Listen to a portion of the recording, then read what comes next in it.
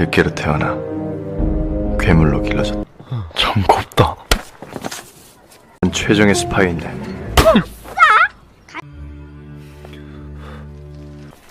에라이 씨, 길에서 똥이나 싸고. Bertemu lagi dengan saya, Odet, di Mupiten. Video kali ini saya akan menceritakan alur film dari Korea yang berjudul Secretly Greatly. Menceritakan seorang pria idiot kurang 1 sendok yang berada di Korea Selatan yang sering dibully. Ternyata dia adalah seorang pasukan tentara khusus Korea Utara yang menerima tugas untuk memata-matai Korea Selatan. Akan tetapi dia tidak sendiri, masih banyak temannya di situ yang memiliki misi sama dengannya. Bagaimana kisah si kurang 1 sendok ini selanjutnya dalam menjalankan misi penyamarannya?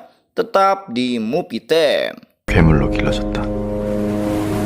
Film diawali dengan seorang mayor pasukan elit Korea Utara 5446 bernama Won Ryu-wan yang diberikan tugas oleh atasan sekaligus pelatihnya bernama Kim Tae-won untuk menjalankan misi sebagai mata-mata Korea Selatan. Pasukan serta misi itu tidak diketahui oleh Departemen Pemerintahan Korea Utara itu sendiri. Semuanya adalah sebuah rahasia. Sebelum pergi, atasannya itu mengatakan bahwa mereka akan bertemu kembali dengan 2 kemungkinan, yaitu sebagai saudara atau musuh, dan inilah Secretly Greatly. 전설이 된 후에 죽도록. 출정을 격려해주는 군악대도 없다. 2 tahun kemudian, tepatnya di Korea Selatan, kita diperlihatkan Won Ryu menyamar menjadi seorang lelaki kurang 1 sendok. Dia mengubah namanya menjadi Donggu yang saat ini sedang dijahili oleh 2 anak kecil kakak beradik. Untuk bertahan hidup dan menyempurnakan penyamarannya, dia tinggal dan bekerja di warung kelontongan milik seorang nenek bernama Jae-sun. Dari pekerjaannya itu, dia menabung semua gaji bulanannya hingga jutaan won. 그동안 모은 돈 475만 2,870. Agar lebih terlihat idiot tanpa tenaga, dia mempunyai kebiasaan menjatuhkan diri dari tangga 3 kali sehari. Di situ dia mengagumi seorang wanita bernama Yeon Yuran. Setiap kali dia melongo melihatnya, dia selalu dipukul adiknya bernama Yeojun. 똥꾸 너희 새끼 우리 누나 쳐다보지 말랬지. Donggu selalu mengacaukan apa yang dia kerjakan. Saat menjaga warung Indomun pun dia suka tertidur, akan tetapi jika ada orang yang mencuri, dia selalu mencatatnya. Tidak lama kemudian datang seorang cewek ublag bernama Ran yang nganjuk rokok. 콧물자국 완성. Setelah itu Kang Paket datang bernama Choi Sang-gu, yang ternyata dia juga seorang agen mata-mata Korea Utara yang sedang menjalankan misinya itu selama 16 tahun. Mereka berdua menunggu kabar dari markas pusat untuk kembali ke tempat kelahirannya. Donggu juga sudah kangen berat pada ibunya. 방에선 날 잊어버린 건 아니겠지? Malamnya hujan turun dengan sangat deras. Donggu berencana melakukan kebiasaannya setiap 6 bulan sekali, yaitu di pinggir jalan. Tidak disangka aksi gila nya itu dilihat oleh Yuran. Parah pakai U.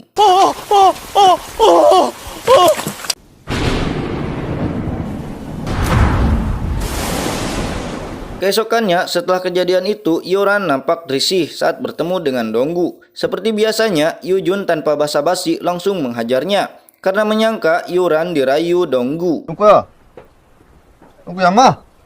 Dongsuk yang melihat itu merasa tidak enak dan langsung mengajari Donggu bela diri agar dia bisa melawan saat dibully.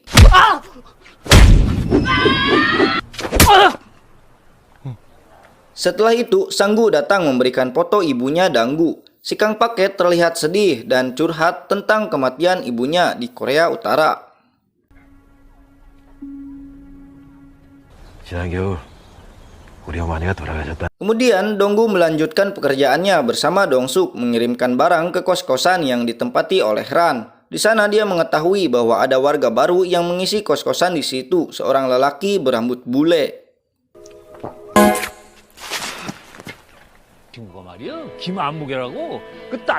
Malam harinya, Donggu melatih tubuh stereknya agar tidak pegal inu, dan tiba-tiba seseorang memanggil nama aslinya dari balik pintu yang ternyata dia adalah warga baru kosan si rambut bule yang langsung menyerang Donggu.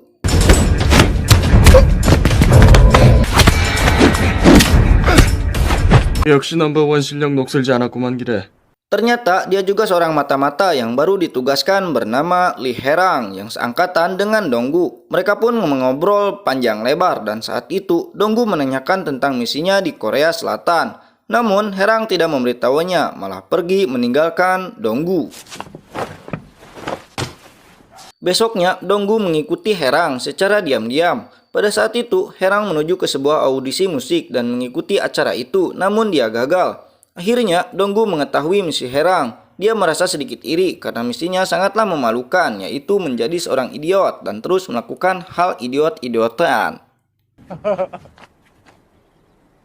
Malamnya, saat Donggu sedang menulis surat rutin untuk ibunya, tiba-tiba seorang anak yang biasa membulinya datang meminta pertolongan Donggu untuk mencarikan kakaknya yang hilang. Donggu pergi mencari jejak dari anak itu. Dia menaiki atap dan berharap petunjuk teriakan, dan tidak lama kemudian dia mendengar suara anak yang hilang. Dengan cepat dia pergi. Ternyata anak itu berada di tempat Kang Cukur meminta untuk diberikan kue. Di sana Donggu dicurigai oleh warga karena pakaian yang dipakai sangatlah aneh.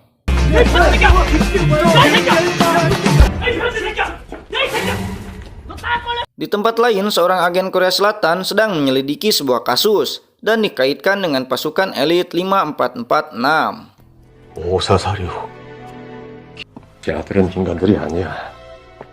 Saat bekerja, Donggu dihampiri Kang Paket yang memberitahunya bahwa dia akan kembali ke Korea Utara atas perintah atasannya. Tetapi sebelum pergi, Kang Paket meminjam senjata pada Donggu. Sebelum Donggu memberikan senjata, Kang Paket mengatakan bahwa dia akan membunuh beberapa atasan Korea Utara karena telah menangkap keluarganya saat akan ke Cina. Saat mendengar hal itu, Donggu memerintahkan Kang Paket untuk bunuh diri karena jiwa seorang prajurit sejati harus tunduk pada perintah atasannya. Pada saat patuk ditekan, ternyata senjata itu tidak ada pelurunya. 용맹한 공화국의 전사로 돌아오시죠, 아저씨. Kemudian kita diperlihatkan seorang anggota 5446 Korea Utara menembak mati beberapa pejabat Korea Selatan menggunakan sniper. Dengan kejadian itu, hubungan kedua negara semakin memanas. 책임하에 지금부로 5446 전담팀을 대물 적용용 발해총을 썼습니다. Malam harinya, saat Donggu sedang menulis kembali surat untuk ibunya, tiba-tiba ditodong pistol oleh orang yang telah menembak pejabat Korea Selatan. Orang itu memanggil Donggu dengan sebutan kapten. Orang itu juga mengingatkan Donggu akan misinya. Setelah itu, dia kabur, namun Donggu mengejarnya. 의 존재를 잊지 마시오, 조장 동지. Orang misterius itu berhasil lolos dari kejaran Donggu yang tanpa sengaja bertemu dengan Ran yang mabuk parah. Dengan keadaan setengah sadar, Ran menceritakan bahwa dia memiliki seorang anak, akan tetapi anaknya diadopsi dan dibawa ke Amerika Serikat. Saat mengantarkan Ran pulang, dia bertemu dengan Herang yang sedang melamun, lalu menceritakan tentang orang yang telah menodongnya. 너한텐 누가 안 왔냐? 하긴 목숨 걸고 물길을 거슬러 Ternyata orang misterius itu masih memantau Donggu saat dia berjalan pulang. Donggu yang menyadari itu langsung menyapanya, dan saat orang itu akan kabur, tiba-tiba berhenti karena mendengar Donggu menyebutkan namanya Lee Hae-jin. Kedatangannya ke Korea Selatan untuk menjadi mata-mata, sama seperti Donggu. Mereka juga telah lama tidak bertemu. Hal itu membuatnya kaget dan langsung kabur. 아, 새끼, 그건 뭔 말이라도 해주지. Keesokannya, dia bertemu dengan Jin yang menyamar menjadi seorang murid sekolah dan berteman dengan Yujun. Tidak lama kemudian, motor Kang Paket datang yang langsung Donggu cegat. Akan tetapi, itu bukan Sanggu, melainkan orang lain. Orang itu memberitahu bahwa Sanggu telah lama hilang, juga tidak ada kabar darinya. Mendengar hal itu, dia menyangka bahwa Jin telah membunuh Sanggu. 아저씨. Setelah itu, Donggu menanyakan tujuan dari Jin datang ke Korsel. Jin memberitahunya bahwa dia mendapat misi untuk menggantikan Sanggu, tetapi dia tidak membunuhnya. Tiba-tiba, Yuran datang yang sedang dirayu bosnya, memaksanya untuk menikah dengannya. Melihat hal itu, Donggu memerintahkan Jin untuk menyelamatkannya, namun tidak lama kemudian, Yujun datang menolong kakaknya itu. Sebelum pergi, Yunran diancam akan dipecat karena menolak lamarannya. Mendengar hal itu, Donggu membawa bos Yunran ke atap, memakaikan baju wanita padanya, lalu merekam serta memfotonya dan mengancam akan menyebarkannya jika dia memecat Yunran. 알고는 있었지만 정말 무서운 사람이군요. 있습니다. 정면 보시고. Paginya, Donggu, Herang, dan Jin berkumpul di atap. Dia melihat Reman merusuh di warung Indomun milik ibu angkatnya. Mereka memaksa untuk menjual produk miras miliknya di warung Indomun itu. Donggu pun mencoba menolong dengan cara berpura-pura terjatuh dari tangga seperti biasanya dan melindungi ibu angkatnya itu saat akan terjatuh. Donggu yang masih kesal dengan para reman itu membuka penyamarannya dan mengajak Jin untuk datang ke markas mereka. Saat tiba, ternyata di situ sudah ada Dongsuk yang sudah bonyok oleh mereka. Kemudian Donggu memerintahkan Jin untuk menghabisi para reman itu dan membakar pabrik milik mereka. 예.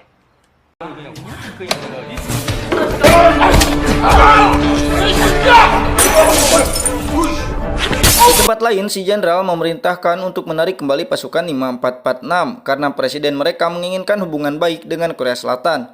Akan tetapi, pasukan itu akan dibunuh sebagai pengkhianat lalu menghapus semua dokumen tentang mereka. Namun, Kolonel Kim Taiwan menyarankan untuk memberi perintah bunuh diri agar para pasukan mati terhormat. Jika para pasukan menolak, maka dia sendiri yang akan turun tangan. 저는 제 손으로 소멸하겠습니다. 명령물 복시. Keesokan harinya, saat Donggu bersantai ria, dia mendapat pesan misi dari kolonel, termasuk Jin, Herang, dan semua anggota 5446 yang bertugas di Korsel untuk bunuh diri. Tetapi Donggu menolak perintah itu sebelum bertemu dengan ibunya. 식구들의 안위만 보장된다면 Jin yang mengetahui hal itu mencoba untuk membunuh Donggu yang menolak perintah atasan dan menjadi pengkhianat negara. Akan tetapi, Herang juga berpendapat sama dengan Donggu untuk tidak mati sia-sia, lalu menghajar Jin. Setelah itu, Jin kabur dan dikejar oleh Donggu sampai akhirnya terjadi pergelutan antara guru dan murid itu. Kemudian menjelaskan bahwa itu bukanlah salah Jin. 내래 반드시 죽여주겠어.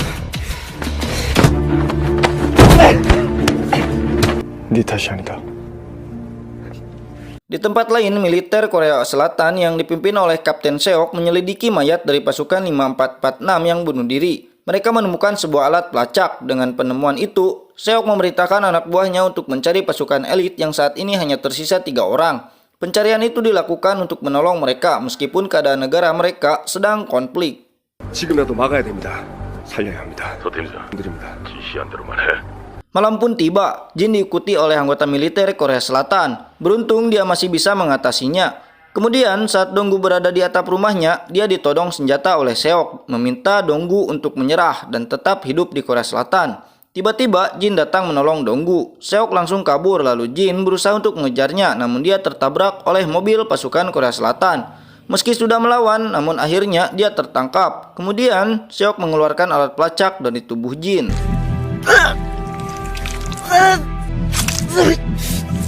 위치 추적자입니다. 위치뿐만 아니라 Siangnya, Donggu pergi ke tempat Kang Cukur merubah gaya rambutnya dengan alasan ingin menemui ibunya.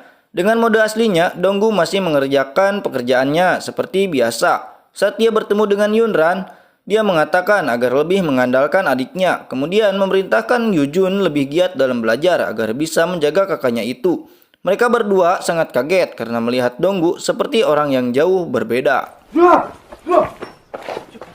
Setelah itu, dia berpamitan dengan ibu asuhnya untuk pergi. Lalu, ibu angkat memberikan tabungannya pada Donggu dan memberikan baju yang dipakai Donggu saat pertama datang.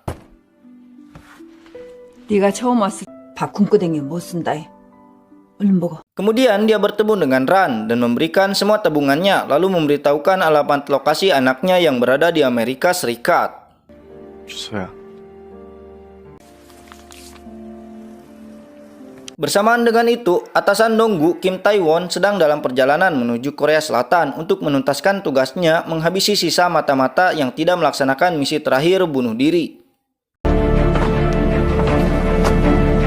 조선하고는 이게 다 끝났어. Setelah menemui Ran, Donggu pergi dan bertemu dengan Herang lalu memberitahukan bahwa Jin sudah tertangkap pihak Korea Selatan. Donggu menyadari bahwa dia sedang diikuti oleh anak buah Seok. Dia langsung menghabisi orang itu dan meminta Seok untuk menjaga Jin. 부탁한다. 네 동생처럼 키워주라. 원유 아닌가? Seok memberitahukan bahwa di dalam tubuh Donggu ada sebuah pelacak. Dia membicarakan itu dengan Herang yang mengatakan itu sangat bagus. Dia tidak perlu mencari Taiwan karena Taiwan akan mendatanginya. 야, 이거 어차피 우리 만나려고 했던 거 아니네? 잘 됐네. Seok menerima laporan bahwa Taiwan telah sampai di Korea Selatan. Dia langsung bergegas pergi untuk menyelamatkan sisa mata-mata. Namun sebelum pergi, Jin meminta izin untuk ikut lalu Seok mengizinkannya. 태원도, 원유한도 내 손으로 Di sebuah gedung kosong, Donggu menunggu pelatih sekaligus atasannya Taiwan. Dia dituduh telah berkhianat karena telah melanggar perintah. Donggu mengatakan dia akan melakukan misi terakhir itu jika mengetahui ibunya baik-baik saja. Akan tetapi, Taiwan mengatakan misi itu tanpa syarat apapun. Setelah itu, Taiwan memerintahkan anak buahnya untuk menyerang Donggu.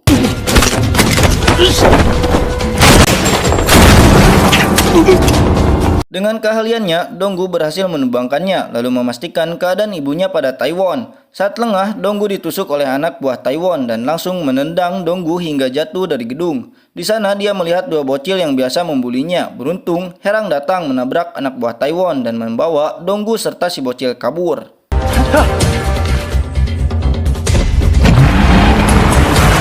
Setelah menurunkan kedua bocil di tempat aman, aksi kejar-kejaran terjadi lagi. Di sini Seok datang membantu pelarian Donggu hingga akhirnya mereka berhasil lolos.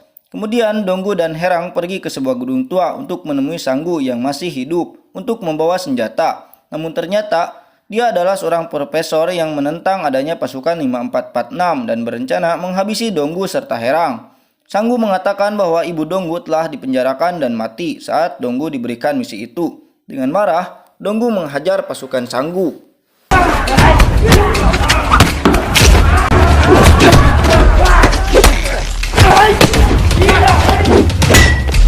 Tidak lama kemudian, Taiwan datang yang diikuti oleh pasukan Seok. Taiwan menyiapkan sniper untuk menghalangi Seok. Jin yang berada di dalam mobil berusaha melepaskan ikatannya lalu menghabisi para sniper yang menembaki pasukan Seok.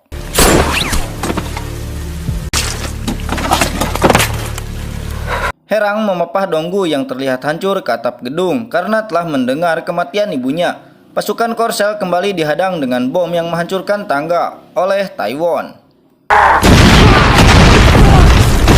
Pada akhirnya, Taiwan berhadapan dengan Sanggu dan Herang. Salah satu pasukan Taiwan menghina Herang, namun dia tidak bisa berbuat apa-apa karena kakinya sudah mati rasa terkena tembakan. Lalu meminta Donggu untuk membawa orang yang telah menghinanya kepadanya untuk dia habisi.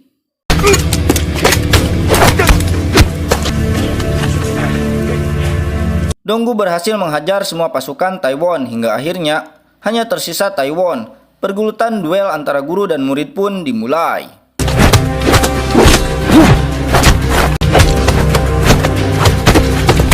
Pertarungan sengit terjadi, namun Taiwan berhasil mengalahkan Donggu. Saat Donggu akan ditembak, para pasukan Korsel datang dan salah satunya langsung menembak Taiwan yang ternyata itu adalah Jin yang menyamar.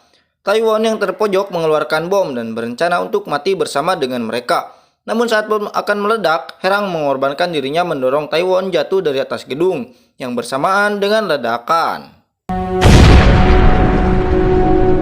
Di sana, Donggu melihat buku tabungan dari ibu angkatnya. Dia kembali merasa sedih karena ternyata dia sudah dianggap sebagai anaknya sendiri dan digaji besar. Kemudian Jin menghajar Donggu untuk menyadarkannya. Saat akan ditembak oleh pasukan Korsel, Seok datang menghentikannya. Seok mencoba merayu Jin agar menyerahkan diri dan tetap hidup di Korea Selatan. Akan tetapi, Jin memilih untuk mati daripada menjadi seorang pengkhianat negaranya. Lalu Jin menembak mereka hingga akhirnya pasukan Korsel menembak balik Jin. Melihat hal itu, Donggu mencoba melindungi Jin sampai akhirnya dia ikut tertembak dan jatuh dari atas gedung.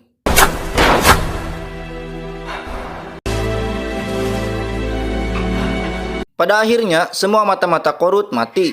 Kisah tokoh utama yang cukup menggodegkan. Film diakhiri dengan ibu angkat datang ke tempat di mana Donggu pertama kali ditemukan. Di sana dia melihat sebuah tulisan, "Ibu jangan pernah sakit," dan film pun tamat.